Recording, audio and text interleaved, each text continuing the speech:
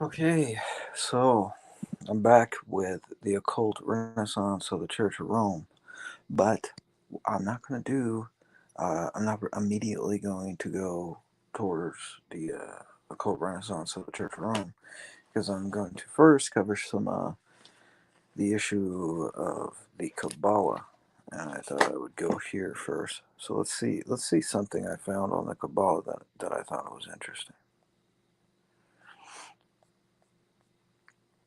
So, this is the doctrinal and practical Kabbalah by Father Antonios Alas, Alavizopoulos. I don't know, kind of butchered the name, but here it goes. He says, Dogmatic Kabbalah. The dogmatic Kabbalah includes the dogmatic edifice of the movement. The entire philosophy is contained in a diagram called the quote, Tree of Life, which includes a total of 10 spheres or sephiroth that corresponds to, quote, attributes or, quote, manifestations of God or, quote, levels of existence of life.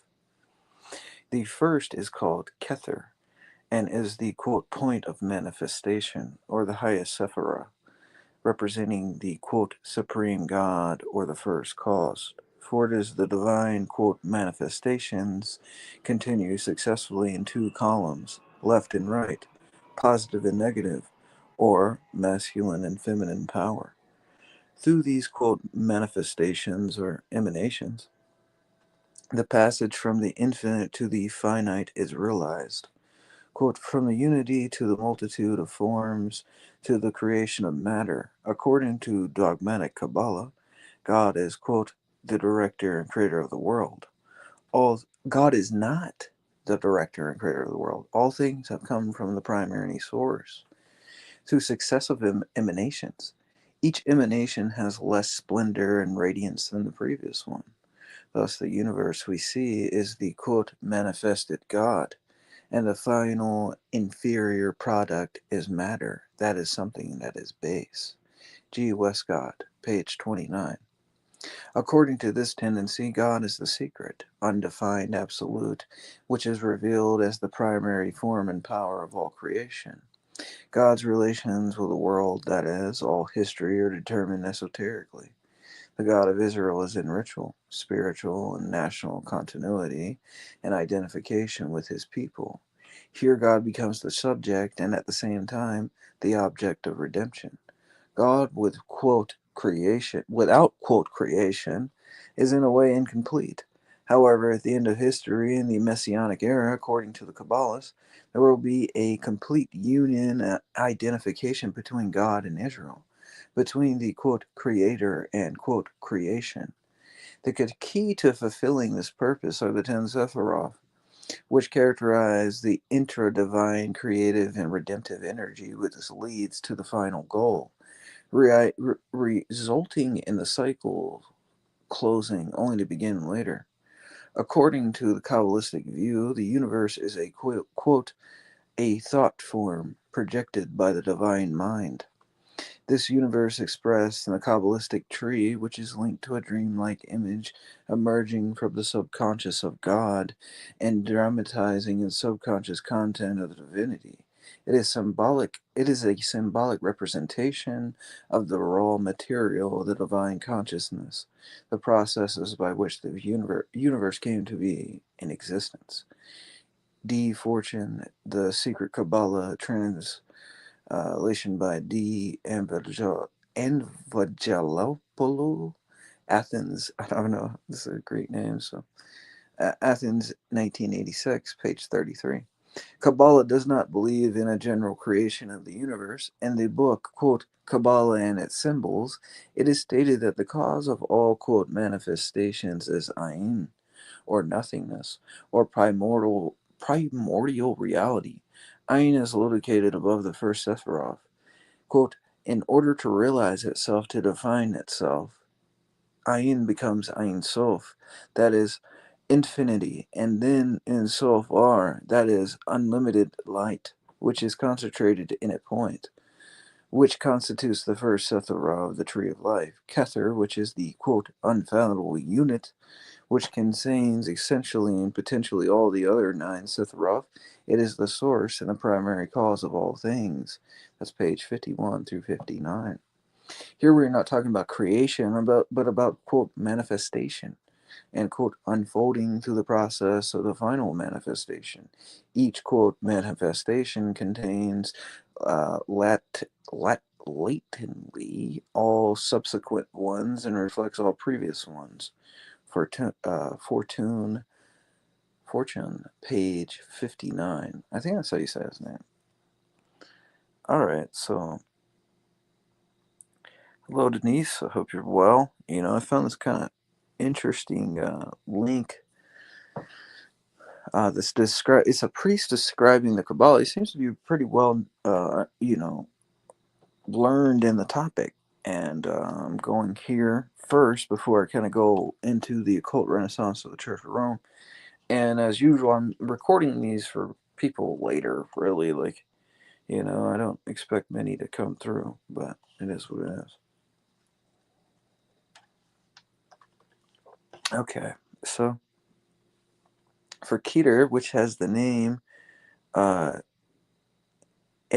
Yaak, I am came the second Sephiroth, Hokmah, which is considered the vital activating element of existence, the masculine element of spirit, which corresponds to Vishnu, Ishvara, and the Logos.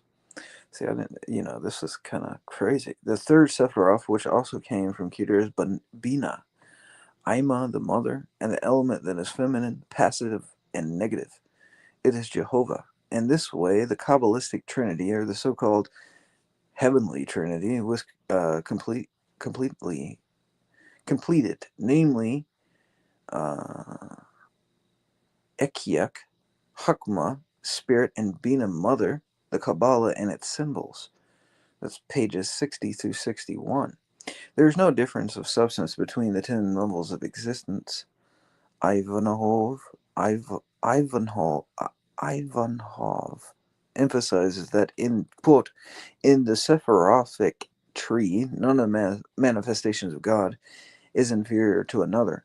There is no difference between the Sephiroth except in what contains the matter of each of these regions. That's O.M. Ivanhoe, The Mysteries of, how do you say that? Yesod? Yesod, volume, what's that? 7? Translations by K. Nicolaou. These Greek names, page 107. Summarizing our analysis of theoretical Kabbalah, we observe that here there is no room for a, quote, personal God. There is only the absolute principle, quote, absolute principle, called God. See, that's what you'll always see with these sort of heretical Gnostic takes, is there's never a personal God. And why? Because then if you had if your God was personal and you could know him in some way, then there's things expected, But if your God's impersonal, then he's whatever your imagination says he is, really. It's something like that. And I've talked about this in the past. And matter of fact, let's go to this personal God thing, because Father Seraphim Rose actually talks about this. Personal God.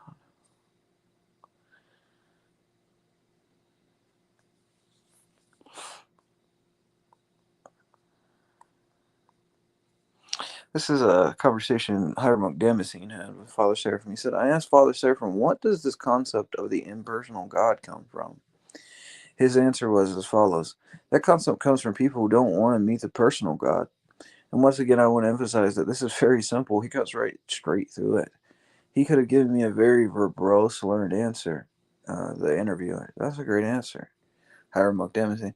But he gave it just a very clear answer. People don't want to meet the personal God. Then he goes on to say, quote, because he definitely requires things of one. That's why they don't want to meet him. And he said, I think that in many cases when people say that they have this, quote, experience, some kind of illusion, some kind of wishful thinking. This is a very much helped by the feeling of Zen meditation, in which you quiet yourself down. And if you haven't really got anything deep inside of you that wants to come out, you can get yourself into some quiet state and think that you've become God or whatever you're looking for. It's a kind of spiritual immaturity.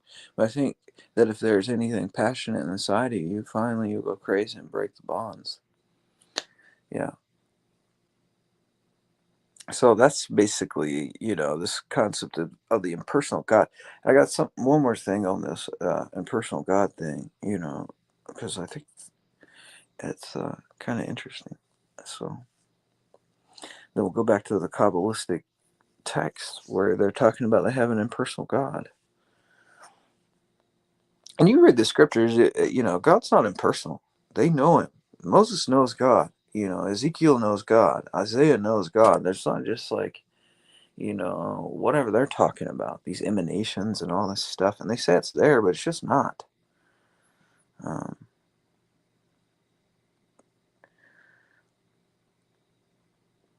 Let me see. It was a conversation I had with a pretty smart guy, I think he was with the GOCK or something.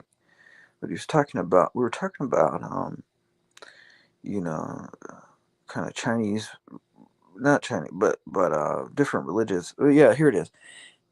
He says, I'm nearly finished reading Kaiji Nishitani's Religion in the Nothingness. Kind of a bit of a slog since it spends a lot of time looping back into nonsense sometimes. But it helped give me some insights about what nothingness first without Christ perspective results in. And this is really what we're talking about. So you'll find this in other traditions as well, I think, but this nothingness. And that's not the same thing as like emptying yourself out to fill the world with grace or something. But he says, in particular, one thing I think happens is that because there is no personal God, only impersonal Dharma, any person could, for all they know, be a spokesperson for the Dharma, i.e., a Buddha or an incarnation or whatever. But since all of them are so different, and they have no way to combine them hierarchically, they end up having some kind of making an. They end up having to kind of make a implicit caste system, and that caste system is explicit in Hinduism, of course, which no matter where you're at, a spokesperson for the Dharma can emerge. And therefore, there must be a specific dharma for each given walk of life and the social position. Therefore, the caste system becomes a natural result. And within that promise of a caste system comes the temptation to literally take the place of God wherever you are in the place of authority over another person. Which is why the Japanese have a saying, if a superior says the crows are white, they are white. Corrupt ultra hierarchicalism is a result of emptiness without Christ being the external person at the access of that emptiness. So this concept of emptiness that he's talking about, right? So let's go there because this is important distinction what was just said. Um, so if we go to like someone like Lao Tzu, and when we're talking about nothingness in that perspective, right?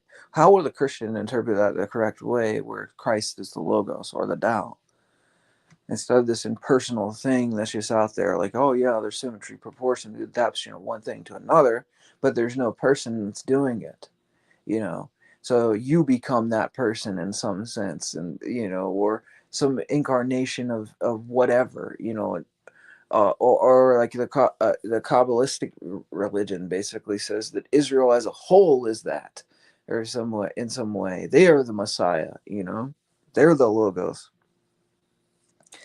Um, but they shift that and make it some spiritual doctrine so they can justify like this Zionist worldview where they take over land, or it's very world based. Uh, Chiliastic, I guess. But Father Seraphim Rose once wrote that nothingness in the meaning that Lao Tzu gives it is the point of convergence or axis of the universe. This recalls Lao Tzu's words in the Tao Te Ching. Quote, 30 spokes joined in a single hub. It is the center hole that is the space where there is nothing that makes the will useful. If nothingness or self-emptying is the axis of the universe, then the cross of Christ, the greatest sign of man, self-emptying of God, now becomes that access. Christ stands at the access, and there is the space where there is nothing. We find not an impersonal void or an impersonal God, but the personal heart of the selfless and self forgetting God. Eugene makes a good case for the idea that, quote, emptiness, which Lao Tzu values, is not an extreme, an exhaustion, or a lack, but rather a point of convergence, a midpoint where the minimum has been attuned from which there is a turning back towards fullness. This states Eugene by analogy. Quote, that momentary point of balance where when expiration is completed and inspiration is not yet begun, where there is no breath at all. It is only in keeping with this interpretation of, quote, emptiness in the Tao Te Ching that such phrases as of Lao Tzu as, quote, the ridge pole, the point of convergence in a roof, of faint expiration becomes understandable, where other translators interpreted Lao Tzu as saying, quote, it is in the empty part of the will that its utility depends. Eugene makes the passage much more clear with his translation. Quote, 30 spokes join in a single hub, and it is in this, in its minimum point, that the use of the carriage lies. Here, writes Eugene, which woe, emptiness is the single smallest point, the point of convergence of the spokes, which is the axis upon which the wheel turns and the carriage moves. Okay, so Stalin, right? You hear, man? Okay. What's up, Stalin? Where's he at? Hey, I found my music box.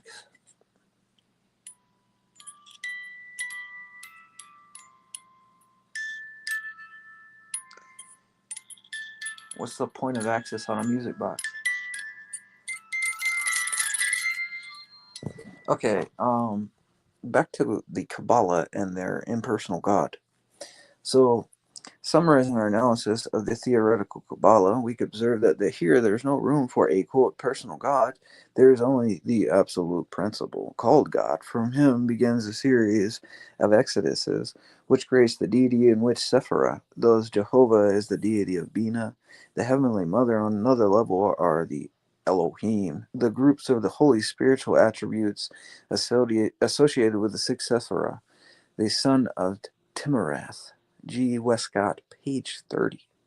According to the Kabbalists, one of these, quote, gods is Christ, as well as Cepheus and Mithra.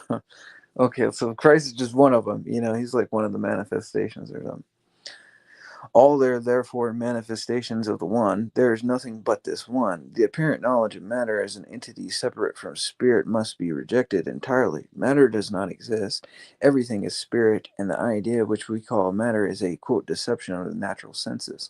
All things are emanations from the divine source, and the matter is an aspect. Okay, why am I bringing this up? Okay, for my Orthodox brothers, that'll later listen to this. Why am I bringing this up? Okay, so why? Here's the question on this topic, because the video is called "The Occult Renaissance of the Church of Rome." What that book's going to kind of get at is that the Kabbalah has been, I guess, like Jewish Gnostic sages have sold this idea that the secret doctrine of the apostles in Christ was the Kabbalah, and this is the true Holy Grail, and only a few know this secret, right? And I think what you'll find is, especially within the ecumenical movement and those that are following it, they see Christ as just an emanation, right? What we just went over. He's just one of many, of this absolute principle called God. That's why they could say that we have the same God as Buddha, and we got the same God as, the Muslims, and we got the same God as everybody else, because they believe this Kabbalistic doctrine. That's really the reality of it. So if you really want to know what the ecumenists believe on the low, that's what they believe. Other there therefore manifestations of the one, there's nothing but this one. The apparent knowledge of matter as an entity separated from spirit must be rejected entirely. Matter does not exist. Everything is spirit and idea. When we call matter is a, quote, deception of the natural senses. All things are emanations from the divine source, and matter is an aspect. G. Westcott, page 33 and 34.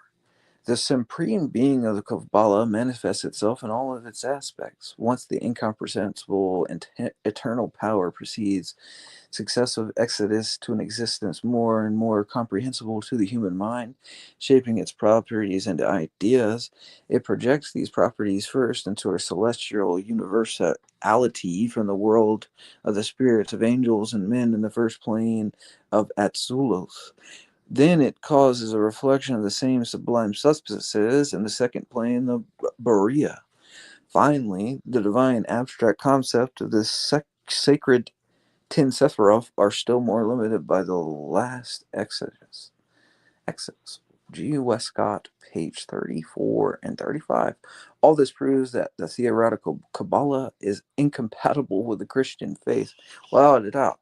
Because what does Christ say? He says, I'm the way, the truth, and the life. He doesn't say, I'm the emanation of another emanation, of a bunch of other emanations, or something. Uh, so, there we go.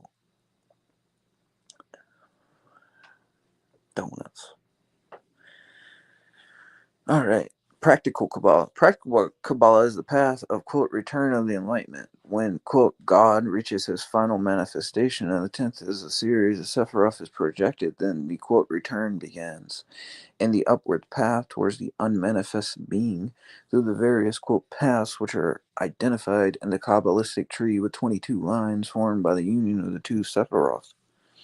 According to D. Fortune, the 22 paths constitute a system of secret psychology, okay, which deals with the, quote, relationship between the human soul and the universe. The key to enlightenment are the 10 Sephiroth, which are related to the microcosm.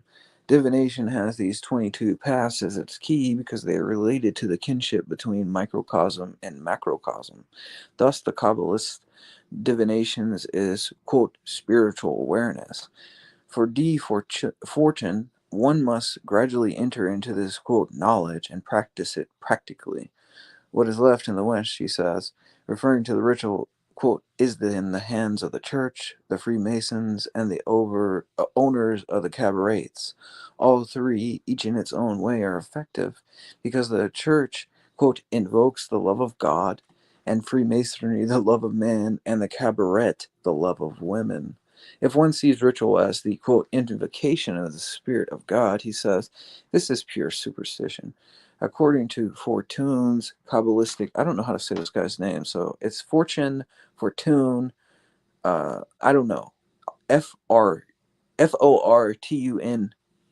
He says, according to, I'm just going to call him Mr. F, Kabbalistic thought ritual is a means of invoking the human spirit. This is pure psychology. Thus, practical Kabbalah is simply, quote, technical knowledge, aiming at developing powers of the mind by careful and long practice, of which the first is the visual power of concentration, and the second, of visualization. Now, if we know anything about, what they're talking about, because they're talking about the imagination, right? So I'm going to get to this. I think this might be interesting for some people. Um, okay, so we're going to go to Father Seraphim Rose on the Rosary. So, what does Father Seraphim Rose say about the Rosary and why this is an issue? I think that the Rosary might have something to. I know sounds crazy, but we're going to get to that in the Occult Renaissance Church of Rome. So, this is what he says. In a conversation, Father Seraphim explained that the use of the imagination in Western spiritual systems of meditation, while saying the rosary, reciting the Stations of the Cross, or doing the spiritual exercises of Ignatius Loyola, etc., was not compatible with Orthodox spirituality and was forbidden because imagination came into use only after the fall of Adam and Eve. It is one of the lowest functions of the soul and the favorite playground of the devil, and who and can and does use human imagination in order to deceive and mislead even well-meaning people. Okay, so this is the trip. Their whole thing started out as orthodoxy, right? What do the Templars do? All right, so Let me go to this stuff on the Templars. I'm laying this down for somebody else, like when they more people can watch it later or something. Let's see. I got this stuff on the Templars that needs to be brought up right now. Really, it connects so well with what I'm talking about right now. I wish I had it just at hand. I should have, but you never know when things just seem to connect.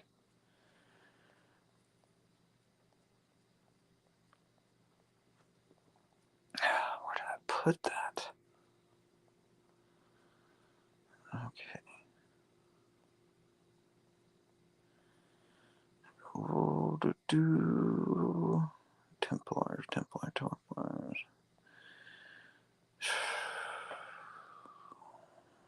Man, if I don't find this soon, it's gonna be kind of upsetting.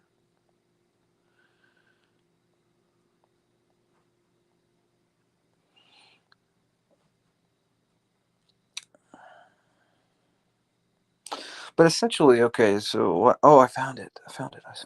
Awesome. Okay. So I'm gonna leave the link in the chat too for those later because I found it.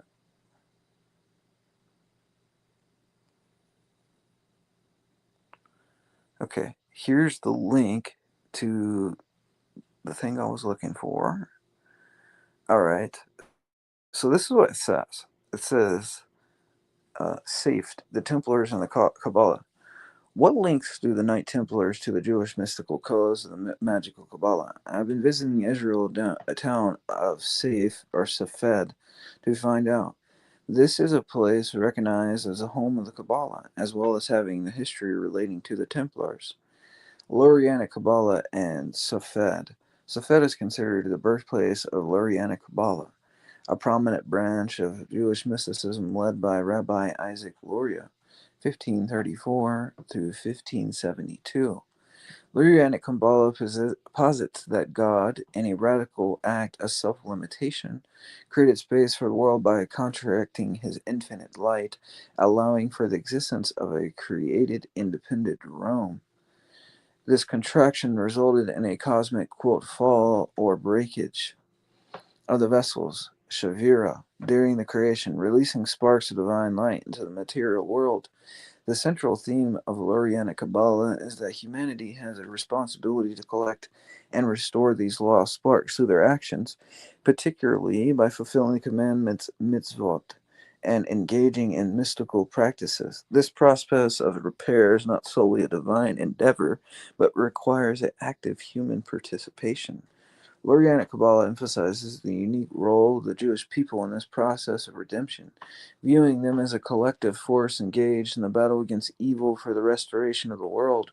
This belief system incorporates the concept of reincarnation, where souls are believed to return to the earth to continue their work on repair and redemption until they have fully fulfilled their purpose. The Knights Templar at Safed. There was a fortress at Safed before the Crusaders arrived, but in the 1160s, under the Christian King of Jerusalem, the castle was strengthened and passed to the Knights Templar for safekeeping. In 1187, Saladin defeated the Crusaders and the Templars at the Battle of Hattin. Jerusalem fell to Saladin, and a year later, Saladin seized Safed. However, in the 1240s, the Templars were back and building a much more impregnable citadel at enormous cost. By the 1260s, the Knights had a new enemy on their doorstep.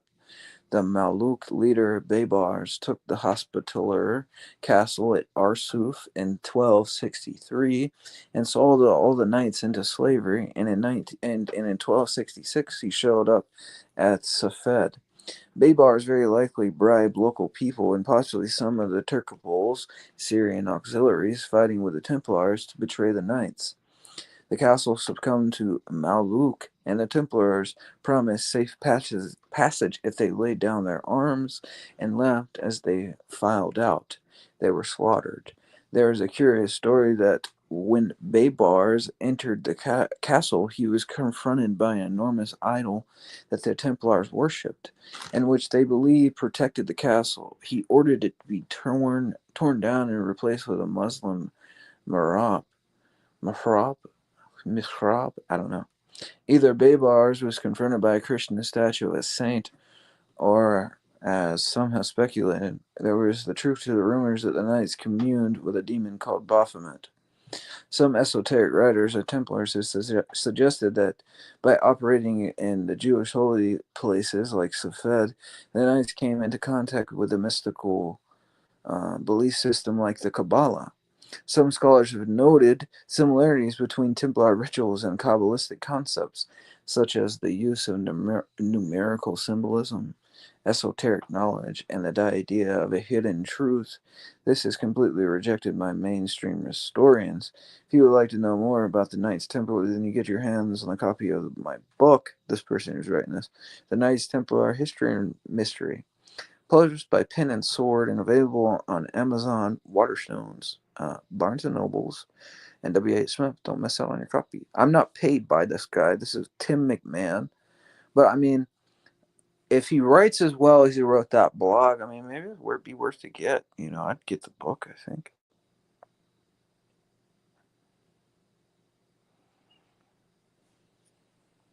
Hey, I appreciate you, Denise. You know, it's cool. It's cool. It's cool. Cool. I make these mainly for people to look back on, anyways. You know what I mean? It's like the way I see it is like, you know, if you're not doing something, put your headphones in, maybe go for a walk and like, you know, listen to me ramble if you want. Okay, so all right, so and I'm gonna connect this with the New Calendar Church after this Kabbalistic article. It's gonna be wild, but yeah. So we're gonna connect Rome, the Kabbalah, the Knights Templar, and the New Calendarist and the Ecumenist, because this is like this is the end of the rabbit hole, my peoples. So in this path of return to the first quote point of manifestation, the quote primary cause, Kidder. Okay, we're okay. So what were we talking about first? The first is the power of concentration, and the second visualization, right?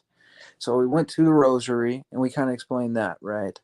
So isn't it kind of strange that the Kabbalists are talking about visualization and concentration in this form of meditation, you know, and its technical knowledge developing powers of the mind by careful long practice? This is a form of meditation where they're using visualization.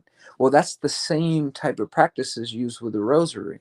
And why is it used with the rosary? And was that always a form of prayer within the Church of Christ? And the answer is no. No, no, no, no, no. That's not how it was. If you look into like Hesychism, right?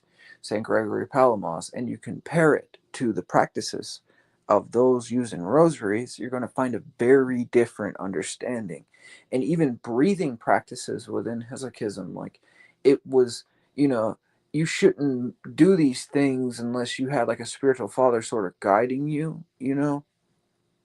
And sometimes, like, there was a fear that you could fall into some form of spiritual delusion if you weren't careful. And I think that's what we're kind of seeing with the rosaries a lot of times. Because I'll tell you a story.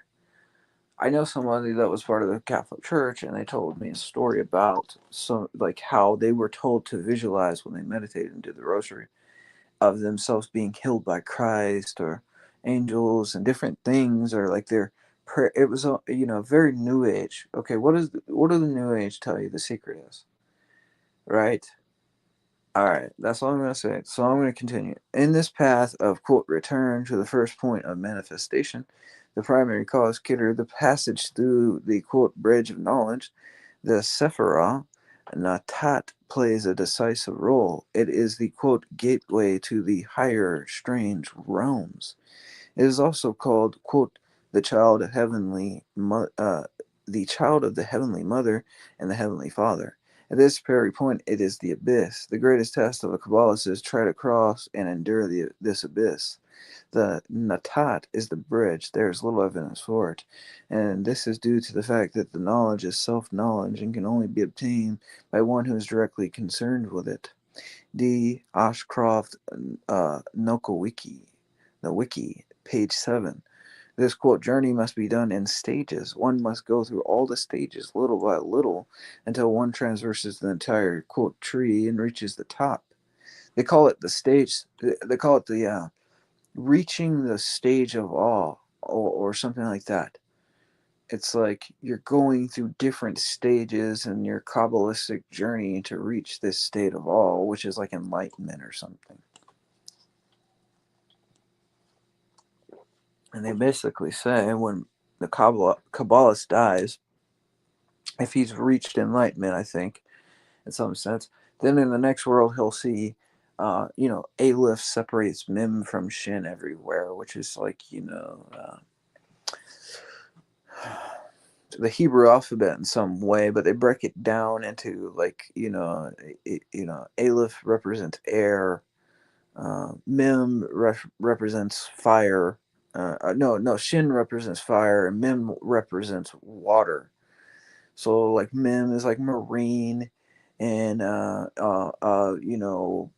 Shin is like, why is it connected with fire? Because it's like a sword or a sheath, and a sword is like cooked. Not cooked in. What am I talking about?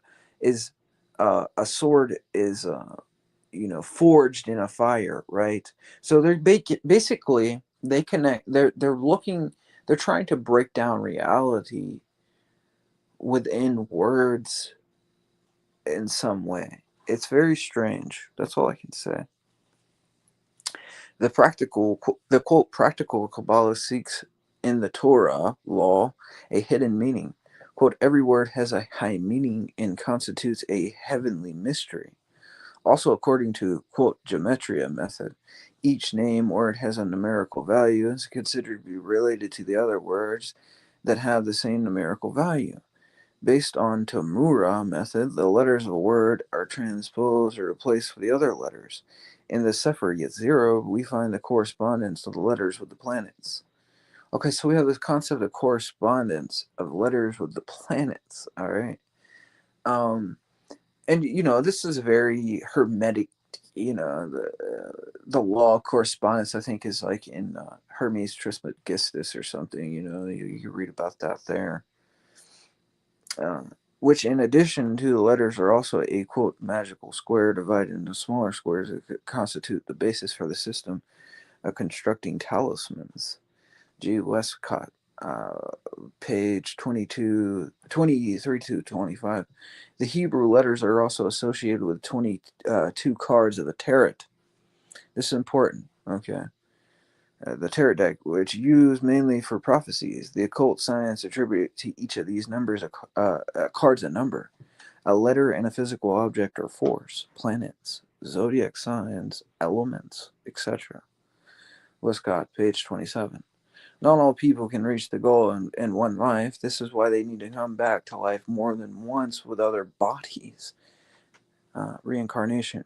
Now, I talked to a mason. I knew a mason because I used to help fix his TV. He's an old man named Lucky, and Lucky used to always talk about like reincarnation, and then he'd be talking about the Catholic Church, and in some ways, and I wasn't understanding what he was kind of getting at. But now that I've gotten a little bit older, I'm starting to realize what he was saying. That I believe that the secret doctrines of the hierarchy in the Roman Catholic Church is the Kabbalah.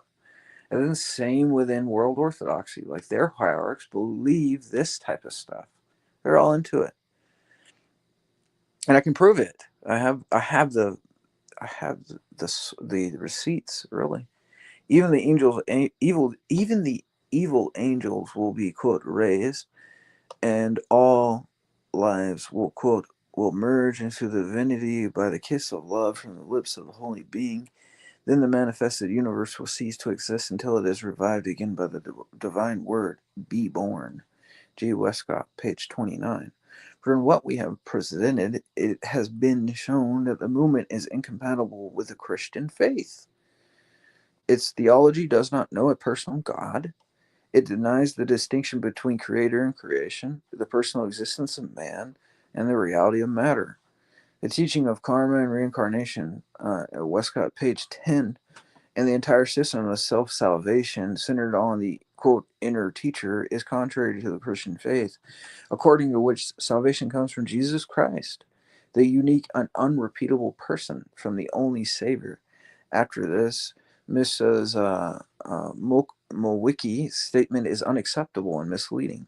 Quote, first and foremost, faith is not a religion, and it does not interfere in any way with the faith that anyone may have, whether it may be or does not conflict with it. The school I represent never asked the student to do anything contrary to their religion.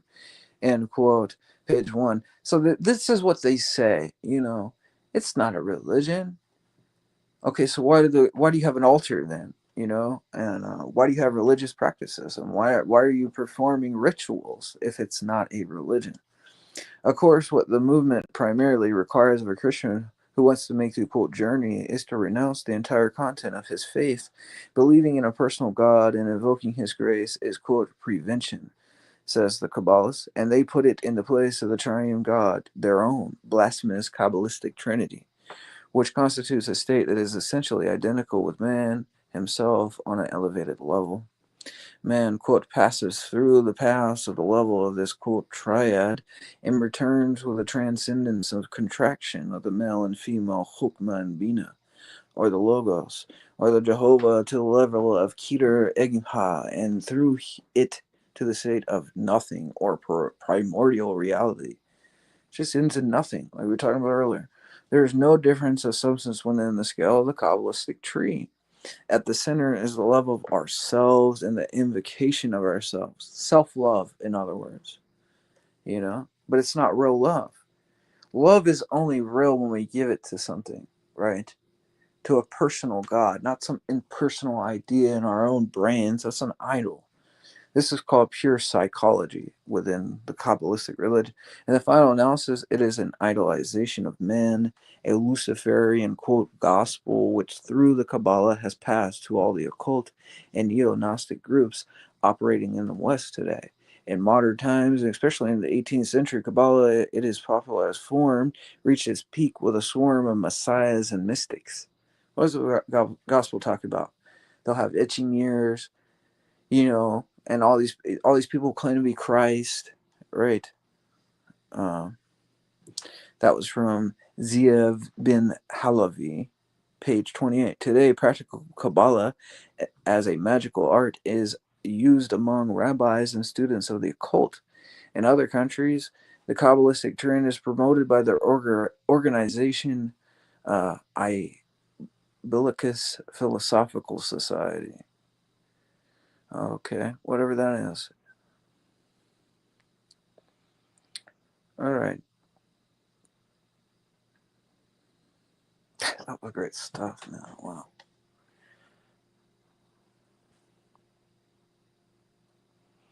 You're right. Thank God we're Orthodox. I'm so glad. But it's unfortunate that, we have these hierarchs that have infiltrated the church. And, if you read into it, this was always their goal. They were going to infiltrate the church one way or another, right? And once you have the czar get out of the way, once they got the czar out of the way, and it's like, okay, we're going to work for our Zionist New World Order. It was like, all right, we're ascending these hierarchies. Let's put our guys in there. So you got Melotius Motekis, you got the calendar change, you got all this stuff going on at one time. In Russia, you got all these, KGB in the church, and they're reforming things, and you got New Age teachings being, disseminated amongst them because everybody was really like Rosa Christians on the low, but masked themselves with the church. So it's a trip. But so let's go to this. Here's my proof. And they. This is the crazy part about all this. They've got it. They'll be like the true Orthodox or the old calendars or graceless schismatics, and they've left the church. And it's like, okay, well, have you ever considered maybe that's propaganda being propagated by the Freemasons, who has ascended your hierarchies, who really believe in this Kabbalistic garbage? So here's my proof on this. I'm going to drop this link in the chat.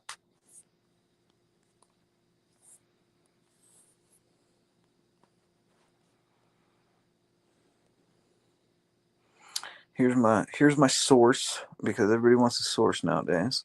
So here's your source on this. Uh, okay, the Templar Knights and the Horsemen of the Ecumenes. A stir has been caused in the recent days of the revelation that clerks of the New Calendar Church belong to the Order of the Knights Templar. Acco- to the Knights Templar. According to the confession of one of them named Staches Capsis, and who's an archimandrite, Mr. Capsis also sent a letter to the well-known anti-heretic Inglopian, which has rightly proved its articles the inseparable relationship of the Templars with Freemasonry. Okay, so the website that I just read from that talks about the Kabbalah, right? He sent a letter to them. Okay, and I might drop that website. I don't know, because I really, I don't want to be stingy, but that was a hard find. Okay, Mr. Capsis tries to prove that the Templars not only have no relationship with Freemasonry, but neither a little nor a lot. They are also in favor of church, since, as he characteristically writes, very truthfully, and to the shame of those who accuse the Templars, but commune with them, having relations with them, our ecumenical patriarch would not show his blessing, nor would our most blessed Archbishop Mr. Euronymous accept money for the restoration of damage to the Metropolitan Church of Athens. So in his letter, he's saying that this Archimandrite said our hierarchs wouldn't accept money from the Templars if they were really heretics. Okay, bud. But there's a picture on the website, as you can see, like they're there with them, Knights Templar with the priests of the New Calendar Church and the bishops and stuff. So he says, as Mr. Capsis most revealingly states, the Templars are the world Christian organization. Of course, we know that the Freemasonry, the Templars, the Rosicrucians, the Lions, the Rotary, and all similar branches have the same purpose: to serve the creation of the world state that will be controlled by the Zionists, in which their coming Messiah, the Antichrist, will reign, who will have political and religious power. This is why the above organizations are inextricably linked to ecumenism. This is why it is no coincidence that the greatest ecumenists were Freemasons, such as the defilers of the patriarchal throne of Constantinople, Molotios Motekis, Vasilios Georgiadis, Athenagoras, Spyro. It is hypocrisy. Therefore, dear gentlemen of the anti-heretical websites, to rail against Mr. Copsis, when the big heads with whom you commune do not agree with you in practice, but accept all these dark heretical organizations are even financed by them. Behold, how our holy God preserved his faithful people from such contamination. Since, with the pretext of the small change of the calendar in 1924, he freed them from the great pan heresy of ecumenism, and let those who continue to commune knowingly with such traitors of orthodoxy not deliver anti-heretical lessons in theory, while in practice they prove to be grooms of the ecumenists. Uh, Okay, so maybe the website they're talking about, very rightly, Dermesh, you characterized the self-proclaimed anti-heretic Inclopuyan as horsemen of the Ecumenes. 2 years ago, you threw so much mud, so much lies, so much hatred, and so much slander against me that no one could characterize them as Christians alone. Slanders replies that something were not published. These are told me that immediate. Since then, I question the holiness of the well-known contemporary elders, Father Epiphanius, Father Porphyrios, and I am blaspheming against the law. I think that's not so specific to one who signs on the internet or something like that. I don't know what that was a comment on the website, but I mean, what can you say really when you're looking at this stuff? It's like, okay, guys, like it's one thing, I guess. It like if you're looking at it, like I don't I don't know what's going on. I mean, I don't have insider information as far as all the Orthodox YouTube channels that are out there right now, but something is telling me in my spirit, like they're involved with this in some way. Like, how could they not be? Why are they so vehemently against us true Orthodox Christians? Like, you know, yeah, I mean, they're venerating our saints, they're doing all this stuff, and then like when we're brought up, like it is vicious hate. Like they do not like us. Um, I'm trying to figure out, and it's like this is the only thing that makes sense really. Like, it has to be like these guys are in some secret thing or something. I don't know. I can't prove it, but I mean, I could prove that.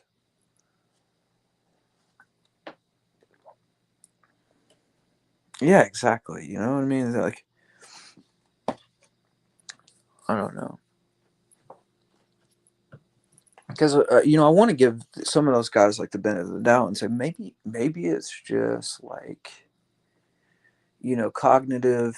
They've gaslit themselves. Maybe it's just they repeated the same lie over and over and over again. But no, it's more than that, because we're talking about strategically mass blocking. We're talking about strategically, disregarding any of the information that's presented. Um, it's yeah. Yeah, I mean, I know, guys, it's rough, Believe it or not, like, I get it. Like, I get tired of it too.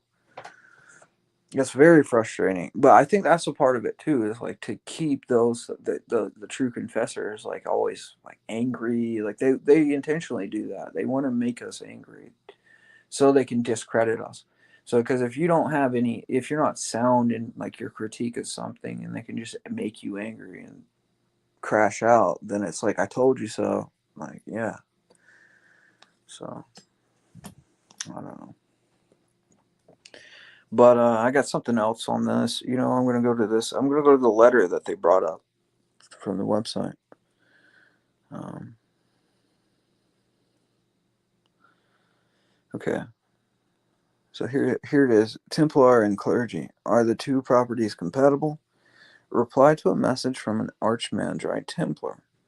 We received from His Eminence Archimandrite Father Staches Capsis an electronic letter through which he supposedly responds to our post regarding the Knights Templars and their order. Okay, so he says to them, Dear Father Vasilios, Christ is risen. I read your article about the Knights Templar. I would like to inform you that what you write is not true about the Knights Templar. We're clerics and monks, and at the same time soldiers protecting the Holy Land and their pilgrims from Muslims and other barbarians. They were neither Freemasons nor did they engage in sex rituals as you write, and they always had the symbol of faith, the cross, and the Holy Grail. Read a little history, see the truth that doesn't hurt. I inform you that the current Knights Templar, or rather the Sovereign Knights Order of the Temple of Jerusalem, is a global Christian organization recognized by the UN with the aim of helping our fellow human beings in need, and always in collaboration with the Red Cross. Oh, so how noble. Okay, in Greece, the sovereign Knights Templar of the Temple of Jerusalem had been administrated throughout Greece and is under the blessing of His Holiness and Ecumenical Patriarch Bartholomew. And the Greek Knight Templar and the majority Orthodox Christians raised and nurtured in the teachings of our faith. This is one of their. I can't even believe this. This is absolutely mad. Wow. He says, in Greece, the sovereign Knights Templar, the Templar of Jerusalem, have administrations throughout Greece, and they're under the blessing of His Holiness, Ecumenical Patriarch Bartholomew, and the Greek Knight Templar are in the majority Orthodox Christian, raised and nurtured in the teachings of our faith, and their sole purpose is to help our fellow human beings in need and help institutions in need. Okay, I cannot give this link, but to like people that know me, if you know me, I'll give you this link. I can't drop it here because I'll tell you why. Because I have a feeling that if one of these other guys get a hold of this website's getting taken down, and like I can't have it. I can't have it happen.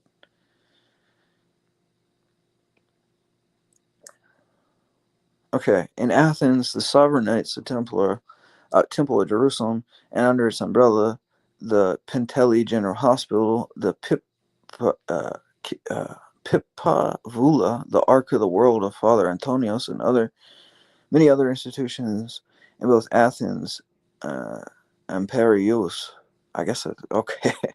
So, if you want to write in your blatant text were true, our ecumenical patriarch would not have given his blessing, nor would our most uh, beatitude Archbishop Hieronymus have accepted any financial assistance for the restoration of the damage to the Metropolitan Church of Athens. The ceremonies performed by the sovereign knights of the Temple of Jerusalem always begin with prayer and end with prayer, and the adoration of the Orthodox ecclesiastical order, and always with the symbols of our faith, the cross, the Holy Grail, and the Holy Gospel. So, where did you see the worship of the devil? The Sovereign Knights Order of the Temple of Jerusalem in Greece has its spiritual leader, His Eminence Metropolitan of Vilistino, Mr. Damaskinos. Huh. I inform you that I am also in the Sovereign Knights Order of the Temple of Jerusalem, along with His Eminence. I am the chaplain of the order. Let's finally stop this philology about Freemasonry and Satanism of the Knights Templar, and if you want to be truly informed, visit the order's website. Wow, this is so crazy. Okay, so this is their response to it. Even from the address of the letter, it becomes clear that the venerable clerk did not even bother to read the post and rushed to make a concession of his altered faith. The text that he judges, calling it a, quote, despicable article, is the root of careful study and research by the modern apologist father of our church, Father Anthony Alvisopoulos, who has been asleep since 1996, to whom then is Father Vasilios addressed by Father Staches, and for what uh, exact reason? Even if he were addressing Father Antonios, and it is a matter of negligence, he would have done a little research before, quote, confronting him, and then he would see that he is talking to a dead man who nevertheless has the power, even from the grave, to silence the slanderous clerk. Okay, good, good. That's pretty good. What has this particular clerk really contributed to the apologetics of the church in comparison to what Father Antonios has offered to justify his judgment, especially with phrases like, quote, despicable article or read a little history, it doesn't hurt? And what argument does he present against the absolutely documented evidence presented by the late Father Antonios? When Father Antonios was spreading every word he wrote on systematic research through data that he painstakingly collected from the same groups, Father Staches is responding to a sleeping person without even reading the 10 lines he wrote, without even reading the name of the author. However, let's get to the heart of the matter. Initially, and for the sake of dialogue, let us accept as a given that the Templars are absolutely no connection with Freemasonry. This certainly does not automatically mean that anyone can participate as a member of this order. We will therefore attempt through the text published by the order itself on its official website to explore how compatible for the simple presence, much less the active participation as a member, is for an Orthodox Christian or even clergyman. First, let's see what exactly this particular order is. According to Father Staches, it is a global Christian organization recognized by the Union with the aims of helping other fellow human beings in need and always in collaboration with the Red Cross. Which, I mean, it's just idealism. It's like, sure, you do charity, but guess who else did charity? You know, the Pharisee who said, "I'm glad I'm not like that tax collector." Right? Okay, and we are incredibly happy that the Father relieves us of the obligation to prove that he is a religious organization, a heresy in reality, in which an Orthodox believer certainly does not intend to participate. The religious character is demonstrated both by the statements by the Most Reverend Archimandrite, which should be noted in accordance with the text of the order, by the fact that the order has special ceremonies, which are indeed performed according to the type of specific rituals, and special ceremonial attire. Even the common sense perceives at first glance that this is not a simple charitable association. The order also has specific religious beliefs, which are, quote, ecumenical Christianity. However, let Father Staches answer us, since when do Orthodox accept the doctrine of, quote, ecumenical Christianity? Since when do we reject our Orthodox faith by accepting the errors of heretical Christian doctrines, quote, Christian doctrines? Since when was there a union of these doctrines so that it is legitimate for an Orthodox clerk to identify himself as, quote, Grand Vicar of the Sovereign Knights of the Temple of Jerusalem? And if the Grandfather had such a love for the holy places in the Temple of Jerusalem, wouldn't it be natural that instead of participating in such an order, he would go to serve where his relics threaten the most holy shrines? Those things about the blessing of the ecumenical patriarch and those things about charity to the bodies of the archdiocese do not in any way provide any substantial, quote, blessing to this organization, since it is known to everyone that all Masonic organizations, their branches, are involved in the work of charity, but also that many of these, quote, blessings are detached or generalized while referring to specific activities. I don't know what that meant right there. Like, what? Uh, Equally inappropriate are what the fathers say about the majority of Orthodox Christians among the Greek members of the order, or about the opening prayer. And behold, with the Orthodox ecclesiastical order, always the symbol of our faith, the cross, the Holy Grail, and the Holy Gospel. First of all, let's explain to the father Staches that a majority does not mean everything, and therefore he himself admits that the followers of other, quote, Christian doctrines also participate in the order, with whom he boasts that he prays together, even using the holy church vessels. Moreover, it is very difficult for us to believe that in the great general synods, which also begin and end with prayers, the prayer is performed in the Orthodox ecclesiastical order. Of course, even if this were the case, as it seems to be the case in our country, this not only does not prove that the orthodoxy of the order, but on the contrary, the comparative tone given to the quote Orthodox prayer is worthy of greater criticism. What ecclesiastical order of prayer is there really from the beginning of ceremonies comparative? Ecumenical orders to what ritual is the venerable clergyman for referring? Equally reprehensible as well as comparative is the use of the holy vessels of our church in the ceremonies of the order. As we know, the Holy Gospel, the cross, and even more so the Holy Chalice are used in the Orthodox worship, not as symbols but as liturgical vessels, and only when this use is necessary. This use as symbols is a blasphemous act which even refers especially to the Holy Chalice, to mystical theories about the quote, Holy Chalice, which the Templars themselves try, apparently in vain, to disassociate from their order. Let us remind the Father that according to the holy canons, the use of sacred vessels for common purposes constitutes desecration and is punished, according to the 83rd apostolic letter, with excommunication. Okay, much more so if is their use in ceremonies that are in direct opposition to Orthodox faith, and nullify the mission of the clergy, which is to preach, not to nullify the one truth. Let us also remind that in satanic ceremonies, the use of sacred vessels is also sought precisely because their desecration satisfies their inspirer more. It satisfies the devil exactly. Crazy.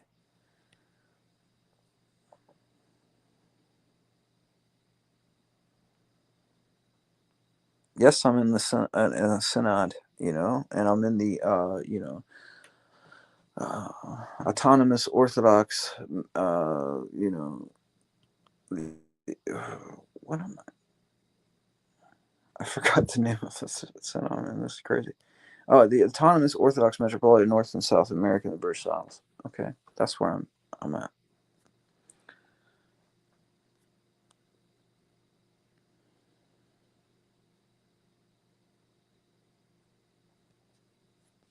Okay, I'll be back in 1 second.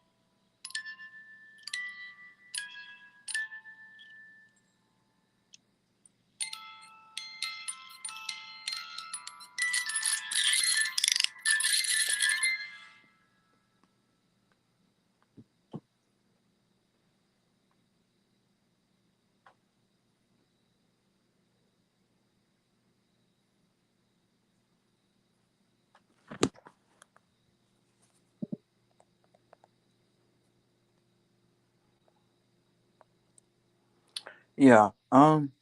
So that whole thing. Okay. Yes, we are Western, right? Like at the monastery. Western, right? Yes. But I think we have priests that do the Eastern Rite as well, and we're in communion with the GOCA, so the Avalon Synod, and with the True Orthodox, the Russian True Orthodox, so Catacomb Church in Russia under Metropolitan Seraphim. So that's cool. I've been to Cabo School before. I went to a GLCK church a couple years ago. Yeah, I helped their monks build some cells one time. But anyways, okay. So back to this issue I'm seeing here. So let's read this again. So we'll continue. Okay. So hold on a second.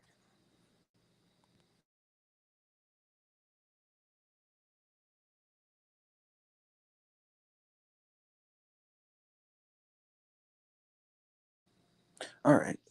So back to this.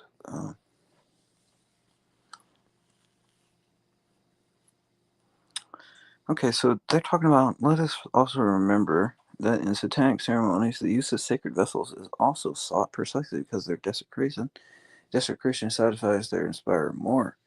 However, it is also worth questioning the fact that Mr. Stache speaks to us about the spirituality of the order. The spirituality of the Pentecostals, the evangelicals, the papists, and the monophysites.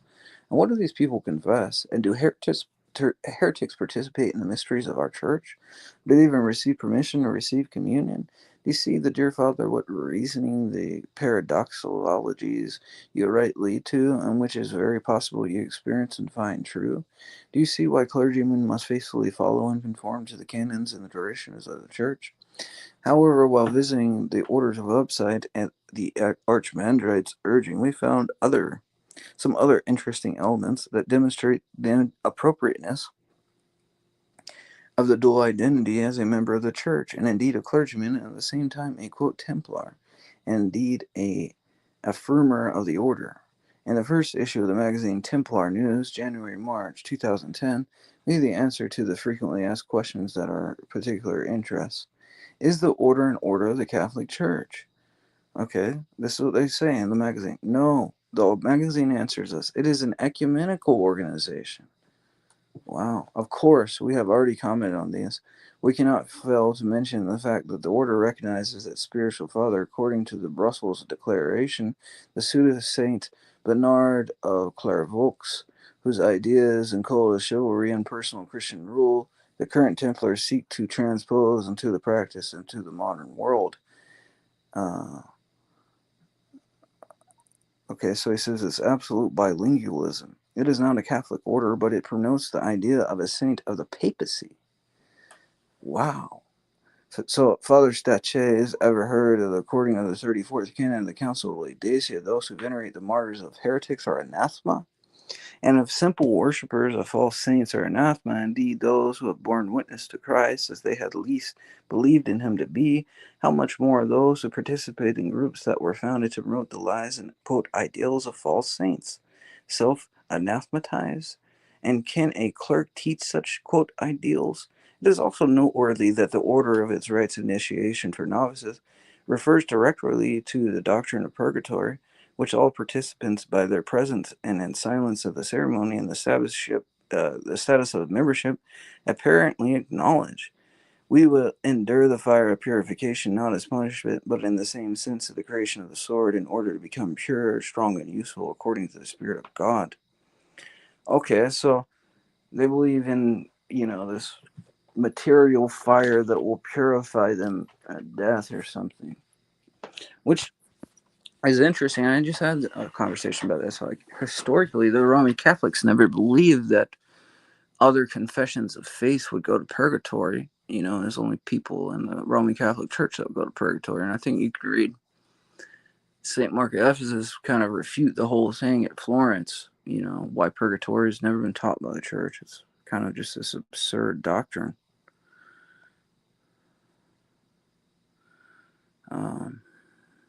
Okay. An order is the order an oh wait. Can a Hindu be a member of the order? No, the magazine answers, because it's a Christian order. However, it does not fail to emphasize that we consider Christian civilization as one among other great civilizations worthy of preservation, and not necessarily superior to others. So bilingualism continues. A Christian order, but Christian civilization is not necessarily superior to the others. Moreover, according to the aforementioned Brussels Declaration, the goal of the order is to help interreligious dialogue. Of course, someone will say, is it talking about Christian civilization and not faith, but things that are clarified with the following question and answer? Is the order an esoteric cult? And what would the magazine answer? Of course, no. And the continuation, the world of the neo-Knights counts hundreds of small and large organizations, ranging from culinary clubs and university students' fraternities to organizations working in the study of teaching mystical esoteric sciences. Bilingualism, now in all its glory. It is not an esoteric organization, but recognizes the preoccupation with esotericism as a science and as a quote work. So it's, a forked tongue, really. That's all they always do this type of thing. And the Satanists do the same thing. You know, we don't worship Satan, but, we work with him. The following are certainly informative of this subject. 1. The ritual of adornment, which quote, initiates the Templars by using them to meditate on the person of Christ. You see this? Meditating on the person of Christ. So we already talked about that with the rosary. So that's not an Orthodox thing. It's pre-list. You look into like medieval Catholic, they're Catholic saints. Well, Roman Catholic, Papist saints, really, I should say that. Is they'll talk about like warping into the Trinity and esoteric, this weird eroticism type stuff. Um,